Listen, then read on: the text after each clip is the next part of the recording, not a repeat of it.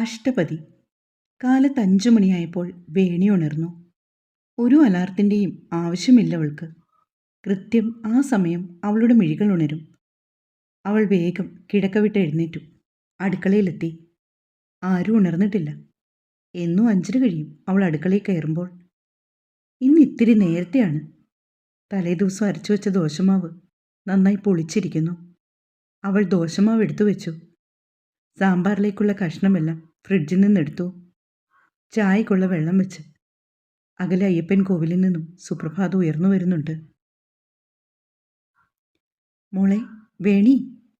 അമ്മയുടെ വെളിയൊച്ച കേട്ടതും വേണി തിരിഞ്ഞു. നീ കാലത്തന്നെ അടുക്കളയിൽ കയറിയോ കുട്ടി? ഓ അമ്മേ, സേതുവേട്ടൻ വരുമ്പോഴേക്കും എല്ലാം കാലാക്കണ്ടേ? അവർ അവളെ വാത്സല്യത്തോടെ നോക്കി. അവൾ ജോലികൾ തുടർന്നു. അച്ഛൻ രാവിലെ അമ്പലത്തിൽ പോയിരിക്കുന്നു. സേതു ലീവിന് വരുന്നുവെന്ന് അറിഞ്ഞതു മുതൽ അവൾ ആകെ ഉന്മേഷത്തിലാണ്. ഒരാഴ്ച മുന്നേ തുടങ്ങി അവളുടെ ഒരുക്കങ്ങൾ. അടിക്കലും വാരലും ഒക്കെയായി സദാ നേരം അവൾ തിരക്കാണ്. അവൻ ഇഷ്ടമുള്ള കണ്ണിമാങ്ങ അച്ചാറും അവലോസ് പൊടിയുമൊക്കെ അവൾ തയ്യാറാക്കി വെച്ചിരിക്കുന്നു. തലേദിവസം തെക്കിലെ രാമേട്ടനോട് കുറച്ച് പരലും പള്ളത്തിയും വയമ്പും ഒക്കെ അവൾ മേടിച്ച് വൃത്തിയാക്കി വെച്ചിട്ടുണ്ട്. ഒക്കെ അവന് വലിയ കാര്യമാണ്. എന്തൊക്കെ കൂട്ടാനാണ് ഏട്ടത്തി ഉണ്ടാക്കിയത്? കാർത്തു അവളുടെ അടുത്ത് വന്നു. കറിച്ചട്ടികളുടെ മൂട തുറന്നു. ഉള്ളിത്തേലും വെള്ളരിക്ക പച്ചടിയും മത്തൻ എരിശ്ശേരിയും ഒക്കെ റെഡിയായിരിക്കുന്നു. മീനൊന്നും പറ്റിച്ചില്ലടി. സേതുവിൻ്റെ മൂത്തവങ്ങൾ ഗീത കയറി വന്നു. ആ, ഗീത എടുത്തി. കാർത്തു ചെന്നവളെ കെട്ടിപ്പിടിച്ചു. ഏടത്തി എന്തേ ഇത്രയും കാലത്തെ? എൻ്റെ അനിയൻ എന്നോട് പറഞ്ഞു അവൻ ഈ മുറ്റത്ത് കാലുകുത്തുമ്പോൾ ഞാനിവിടെ ഉണ്ടാകണമെന്ന്. ഓ, അത് ശരി. അപ്പം ഏട്ടനെ വരവേൽക്കാൻ വന്നതാണല്ലേ? അതെ. ആട്ടെ, ഒരു പെട്ടി ഏട്ടത്തിക്കുണ്ടോ? ഉണ്ടടി.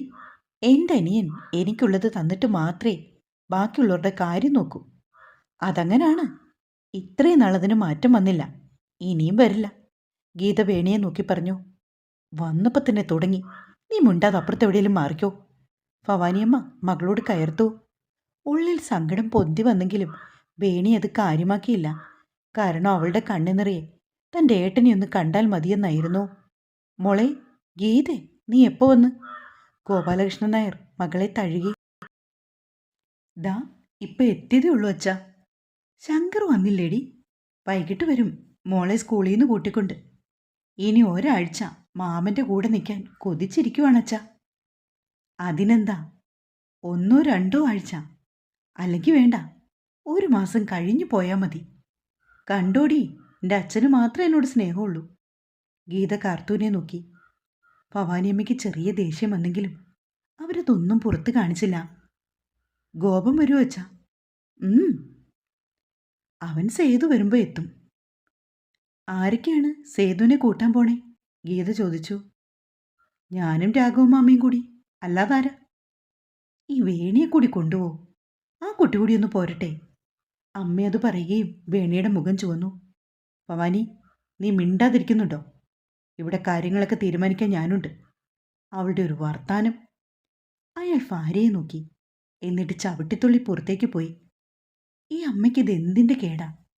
ഈ ജോലിയൊക്കെ ഇവിടെ കിടക്കുമ്പോൾ അവൻ ഇന്നാ പിടിച്ചോന്ന് പറഞ്ഞിങ്ങെത്തും. ഇനി എന്തെല്ലാം ഉണ്ടാക്കാൻ കിടക്കുന്നു? ഗീതെ, നീ അകത്തു പോ. അത്രയും സ്നേഹമുള്ള ആങ്ങളെ വരുമ്പോൾ നീയും കൂടി സഹായിച്ച് എന്തെങ്കിലും ഉണ്ടാക്ക്. പകരം അവളുടെ ഒരു ഉപദേശം. അവർ മകളെ നോക്കി പല്ലിഞ്ഞിരിച്ചു. ഗീത ചാടിത്തുള്ളി അകത്തേക്ക് പോയി. സാരില്ലമ്മേ, ഏട്ടൻ ഇങ്ങോട്ട് വരുമ്പോൾ കാണാലോ. ഏട്ടത്തി പറഞ്ഞ പോലെ ഇനി ഒരുപാട് ജോലികളുണ്ട് ഇവിടെ. അവൾ ചിരകിയ നാളികേരവും അല്പ ജീരകവും മഞ്ഞളും ചേർത്ത് അമ്മിക്കല്ലിൽ അരയ്ക്കാനായി പോയി. മോര് കാച്ചാനാണ്. സേതുവിന് ഒരുപാട് ഇഷ്ടമാണ് വേണി ഉണ്ടാക്കുന്ന മോര് കാച്ചിയത്. എൻ്റെ മോള് വിഷമിക്കണ്ട. അച്ഛൻ്റെ ഗീതയുടെയൊക്കെ സ്വഭാവം അറിയാലോ. പോട്ടെ. ഏയ്, അതൊന്നും സാരമില്ലമ്മേ. മോളുടെ അച്ഛൻ വരില്ലേ? വരും. അച്ഛൻ ഉച്ചയാകുമ്പോൾ വരുമേ. നാളെ മടങ്ങാന്ന് പറയണം. കാർത്തികയുടെ ചെക്കൻ്റെ വീട്ടുകാർ വന്നിട്ട്. എന്തേ? ഞാൻ പറയാമേ. അവൾക്ക് ഒരുപാട് സന്തോഷമായി. എത്ര കാലമായി അച്ഛൻ്റെ കൂടെ ഒന്ന് നിന്നിട്ടെന്ന് അവൾ ഓർത്തു. ഇവിടെയാണെങ്കിൽ ജോലി കഴിഞ്ഞിട്ട് തൻ്റെ വീട്ടിലേക്ക് പോകാനുള്ള സ്വാതന്ത്ര്യം പോലുമില്ല. അങ്ങനെ 11 മണിയായപ്പോൾ എല്ലാം റെഡിയായി. സേതുവിന് ഇഷ്ടമുള്ള സംഭാരം കൂടി എടുത്ത് തണുക്കാനായി അവൾ ഫ്രിഡ്ജിൽ വെച്ചു. വേണി വേഗം പോയി കുളിച്ചു. തൻ്റെ മുറിയിലെത്തിയതും സേതുവേട്ടനുമായുള്ള വിവാഹ ഫോട്ടോ മേശമേലിരുന്ന് ചിരിക്കുന്നു. അവളത് കയ്യിലെടുത്ത് അവൻ്റെ മുഖത്തേക്ക് പതിയെ ചുണ്ടുകൾ ചേർത്തു. മേലെടുത്ത് ഗോപാലകൃഷ്ണൻ നായരുടെയും ഭവാനി അമ്മയുടെയും 4 മക്കളിൽ മൂന്നാമനാണ് സേതുമാധവൻ. MBA കഴിഞ്ഞ് നിന്നപ്പോൾ അവൻ്റെ ഒരു സുഹൃത്ത് കൊണ്ടുപോയതാണ് അവനെ ദുബായിലേക്ക്. തരക്കേടില്ലെന്ന് പറയാം അവൻ്റെ ജോലിക്ക്. മൂത്ത മകൻ ഗോപികൃഷ്ണൻ എന്ന ഗോപനും ഭാര്യ സുമിത്രയും അടുത്ത് തന്നെയാണ് താമസം. ഗോപൻ ഒരു പലചരക്കട നടത്തുന്നു. കഴിഞ്ഞതിൻ്റെ മുന്നിലെ വരവിന് സേതു വിട്ടുകൊടുത്തതാണ് ആ കട. കഴിഞ്ഞ വരവിന് ഗീതയുടെ പാലുകാച്ചായിരുന്നു. സ്വന്തമായി വീടില്ലെന്ന് പറഞ്ഞ് കരഞ്ഞൊടുവിൽ സേതു അവൾക്കൊരു വീട് വെച്ച് കൊടുത്തു. അതും പോരാതെ പാല് കാച്ചിന് TVയും ഫ്രിഡ്ജും ഒക്കെ കൊടുത്തു. ഗീതയുടെ ഭർത്താവാണെങ്കിൽ കിട്ടുന്ന കാശിന് കൂട്ടും കൂടി ഉത്തരവാദിത്വം ഇല്ലാതെ നടക്കുകയാണ്. മുക്കാൽ സഹായവും കിട്ടുന്നത് സേതുവിൽ നിന്നാണ്. ഏറ്റവും ഇളയയാളാണ് കാർത്തിക. PG കഴിഞ്ഞ് നിൽക്കുകയാണ് അവൾ. നല്ലൊരു ആലോചന വന്നിട്ടുണ്ട് അവൾക്ക്. സ്ഥലത്തെ പ്രമാണിമാരാണ്. പക്ഷെ സ്ത്രീധനം അല്പം കൂടുതൽ വേണം. അതുകൊണ്ട് സേതുവാണ് തീരുമാനിക്കേണ്ടത് കാര്യങ്ങളൊക്കെ. അതിനുവേണ്ടി നാളെ തന്നെ ചെക്കനെ വിളിച്ചു വരുത്തിയിരിക്കുകയാണ് ഗോപാലകൃഷ്ണൻ നായർ. സേതുവിൻ്റെ വിവാഹം കഴിഞ്ഞിട്ട് 2 വർഷമായി. പെങ്ങളുടെ കയറിത്താമസത്തിന് മുന്നെയാണ് അവൻ്റെ വിവാഹം. വേണി ഒറ്റ മകളാണ്. അമ്മ ചെറുപ്പത്തിലേ മരിച്ചു. ആകെയുള്ളത് അവൾക്ക് അച്ഛൻ മാത്രമാണ്. പിന്നൊരു മുത്തശ്ശിയും. മുത്തശ്ശിയാണ് അവളെ വളർത്തിയത്. സേതുവിൻ്റെ ആലോചന വന്നപ്പോൾ ഗൾഫുകാരനായതുകൊണ്ട് വേണിയുടെ അച്ഛൻ സമ്മതിച്ചില്ല. പക്ഷെ സേതുവിന് ഒറ്റ നോട്ടത്തിൽ തന്നെ പെണ്ണിനെ ബോധിച്ചു. കെട്ടുന്നെങ്കിൽ അത് ഈ പെണ്ണിനെ മാത്രമെന്ന് അവൻ ദല്ലാൽ രാഘവനോട് പറഞ്ഞു. ഒരു ദിവസം അമ്പലത്തിൽ പോയ വേണിയുടെ പിന്നാലെ സേതു എത്തി. അവൻ്റെ സംസാരവും സ്നേഹവും ഒക്കെ കണ്ടപ്പോൾ വേണി തീരുമാനിച്ചു ഇതാണ് തൻ്റെ പുരുഷനെന്ന്. കുളി കഴിഞ്ഞ് ഈറൻ മുടിയിൽ തുമ്പ് കെട്ടിക്കൊണ്ട് അവൾ ഉമ്മറത്തേക്ക് വന്നു. സീമന്തരേഖയിൽ സിന്ദൂരം പടർന്നിരിക്കുന്നു. അവൾ പടിപ്പുരയിലേക്ക് നോക്കി നിൽപ്പാണ്. കുറച്ചു കഴിഞ്ഞതും അകലിൽ നിന്ന് ഒരു കാർ വരുന്നത് അവൾ കണ്ടു. അവളുടെ നെഞ്ചിടിപ്പിൻ്റെ വേഗതയേറി.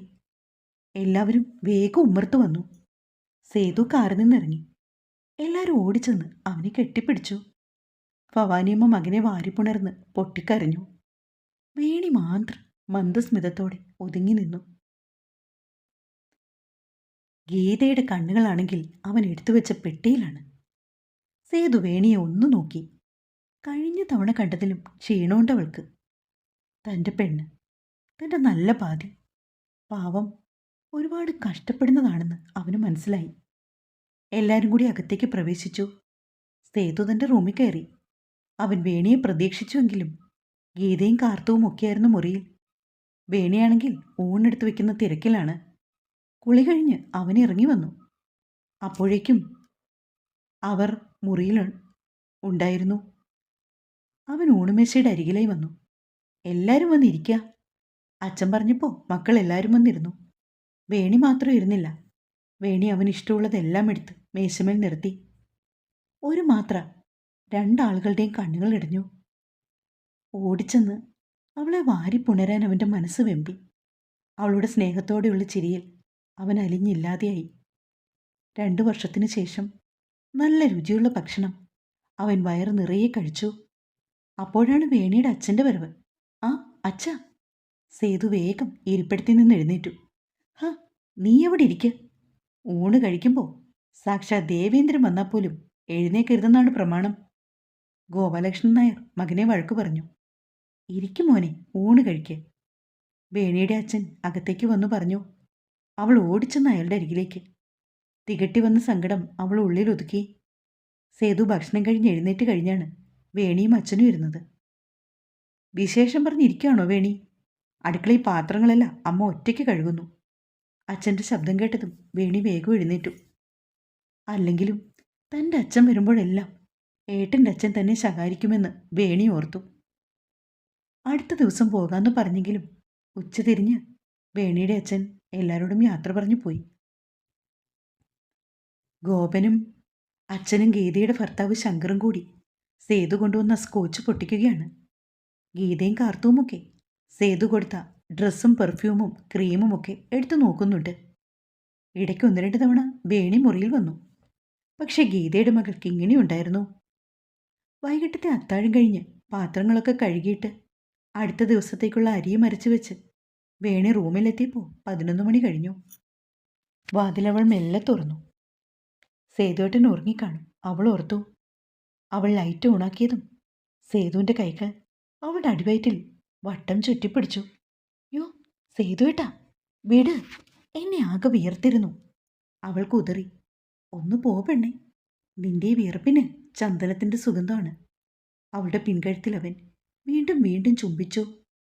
പ്ലീസ് സേതുവേട്ടാ, വിടുന്നേ, ഞാനിന്ന് കുളിക്കട്ടെ. അവൾ കെഞ്ചി. ഇത്രയും നേരം ഞാൻ എങ്ങനെയാണ് കഴിഞ്ഞതെന്നറിയോ? ഒന്ന് കൺകുളിർക്കെ കണ്ടുപോലുമില്ല. അവൻ്റെ ബലിഷ്ഠമായ കരങ്ങൾ ഒന്നുകൂടി അവളിൽ മുറുകി. അവൻ്റെ ഓരോ ചുംബനവും ഏറ്റുവാങ്ങുമ്പോഴും അതുവരെ അനുഭവിച്ച എല്ലാ വിഷമതകളും അവൾ മറന്നു കഴിഞ്ഞു. ഒടുവിൽ അവൻ്റെ സമ്മതത്തോടെ അവൾ കുളിക്കാനായി പോയി. വേണി, എൻ്റെ ഹെൽപ്പ് വേണോ? എന്തിന്? അല്ല, നീ മടുത്തു വന്ന് കുളിക്കാൻ കയറിയതല്ലേ? ആ, വേല മനസ്സിലിരിക്കട്ടെ. അവൾ വേഗം ഡോർ ലോക്ക് ചെയ്തു. സീത ഒരു മൂളിപ്പാട്ടും പാടി കട്ടിലേക്ക് മറിഞ്ഞു. നിനക്ക് ഞാൻ എന്താണ് കൊണ്ടുവന്നതെന്ന് കാണണ്ടേ? അവൻ്റെ നെഞ്ചിലെ നനുത്ത രോമത്തിൽ കവിൾത്തടം ചേർത്ത് വെച്ച് കിടക്കുകയാണവൾ. ആ സമയത്താണ് അവൻ അവളോട് ചോദിച്ചത്. എനിക്കൊന്നും വേണ്ട, എന്നും എൻ്റെ ഏട്ടൻ്റെ ഈ നെഞ്ചിൽ പറ്റിച്ചേർന്ന് കിടക്കണം, അത്ര മാത്രമേ ഉള്ളൂ. അത് പറഞ്ഞപ്പോൾ അവളുടെ കണ്ണുകൾ നിറഞ്ഞൊഴുകി. അപ്പോഴേക്കും കരയാ. അവൻ്റെ അതിരങ്ങൾ അവളുടെ കണ്ണുനീർ ഒപ്പിയെടുത്തു. കാർത്തൂൻ്റെ വിവാഹം കഴിയണം, പിന്നെ കുറച്ച് കടബാധ്യതകളൊക്കെ ഉണ്ട്, അതൊക്കെ തീർക്കണം. എന്നിട്ട് വേണം ഒന്ന് സ്വസ്ഥമാകാൻ. പിന്നെ പിന്നെ എൻ്റെ വേണിയെ ചേർത്ത് പിടിച്ച് ആ മരുഭൂമിയിലൂടെ ഒന്ന് നടക്കണം. അവൻ അവളുടെ താടി പിടിച്ച് മേൽപോട്ട് ഉയർത്തി. കാണണ്ടേ നിനക്ക് 7-ാം കടലിനക്കരെയുള്ള നാട്? എനിക്കൊന്നും കാണണ്ട, എൻ്റെ ഏട്ടൻ എപ്പോഴും ഞാൻ അടുത്തുണ്ടായാൽ മതി. അവനോടൊന്നുകൂടെ പറ്റിച്ചേർന്ന് അവൾ കിടന്നു. നിന്റെ കൂട്ടുകാരി മീര എന്തു പറയുന്നു? അവളുടെ വിവാഹമൊക്കെ കഴിഞ്ഞോ? ഓവ്, അവളുടെ കുഞ്ഞിന് നൂലുകെട്ടാണ് മറ്റന്നാൾ. ആണോ? നിനക്കിങ്ങനൊക്കെ കിടന്നാൽ മതിയോ? എങ്ങനെയൊക്കെ? അല്ല, ഈ വീട്ടിലെ അടുക്കളയിൽ കിടന്നാൽ മതിയോ? ഒരു കുഞ്ഞിനെയൊക്കെ ഒക്കത്തിരുത്തി നടക്കണ്ടേ? ആ, അതിന് ഞാൻ മാത്രം വിചാരിച്ചാൽ മതിയോ? ഞാൻ എപ്പോഴേ വിചാരിച്ചു എന്ന് പറഞ്ഞ് അവൻ അവളെ എടുത്ത് തൻ്റെ നെഞ്ചിലേക്കിട്ടു. രാവിലെ സേതു ഉണർന്നപ്പോൾ വേണി അരികിലില്ല. സമയം 5 മണി കഴിഞ്ഞു. ഇത്രയും നേരത്തെ ഇവൾ അടുക്കളയിൽ കയറുമോ? അവൻ മെല്ലെ എഴുന്നേറ്റു. ആരും ഉണർന്നിട്ടില്ല. അടുക്കളയിൽ ചെറിയ തട്ടുമുട്ടും കേൾക്കുന്നു. നോക്കിയപ്പോൾ വേണി തിരക്കിട്ട ജോലികളിലാണ്. വേണി, സേതുവേട്ടൻ ഉണർന്നോ? ദാ 1 മിനിറ്റ്, ഞാൻ ചായ എടുക്കാം. അവൾ ചായക്കുള്ള വെള്ളം വെച്ചു. വേണി, നീ എന്നും ഈ സമയത്ത് ഉണരുവോ? എന്തിന്? എന്തിനെന്നോ? കാലത്തെ ജോലികളൊക്കെ തീർക്കണ്ടേ ഏട്ടാ? അതിന് മാത്രം എന്ത് ജോലികളാണുള്ളത്? ഇവിടെ നിന്നെ കൂടാതെ കാർത്തുമുണ്ട്, അമ്മയുണ്ട്, ഇപ്പാണെങ്കിൽ ഗീതേച്ചിയുണ്ട്. ഇതാ അപ്പം നിന്നായി. കാർത്തു കോളേജിൽ പോകില്ലേന്നും? പിന്നെ വയ്യാണ്ടായിരിക്കുന്ന അമ്മയെക്കൊണ്ട് പറ്റുമോ എന്നെ സഹായിക്കാൻ? കാലത്തെ അടുക്കള ജോലി തീർന്നാൽ പിന്നെ പുറംപണി ചെയ്യാലോ. അവന് കൊണ്ടുവന്ന് അവൾ ചായ കൊടുത്തു. അപ്പോൾ പുറംപണിക്ക് വരുന്ന ശാരദ എവിടെ? അവർ വരാറില്ലേ? എന്തിനാണേട്ടാ വെറുതെ അവർക്ക് ശമ്പളം കൊടുക്കുന്നത്? അതിന് മാത്രം ജോലിയില്ലല്ലോ ഇവിടെ. പിന്നെ നീ എന്തിനാണ് ഇത്രയും നേരത്തെ എണീക്കുന്നത്? ഈ സേതുവേട്ടൻ ഇതെന്താ? പോയി കിടന്നുറങ്ങ്, കുറച്ച് സമയം കൂടി. അവൾ നിർബന്ധിച്ചുവെങ്കിലും അവൻ അവിടെ നിന്നും പോകാൻ കൂട്ടാക്കിയില്ല. 7 മണിയാകാറായി. കാർത്തും ഗീതയും ഉണർന്നു വന്നപ്പോൾ സേതു അപ്പോഴും അടുക്കളയിൽ തന്നെയാണ്.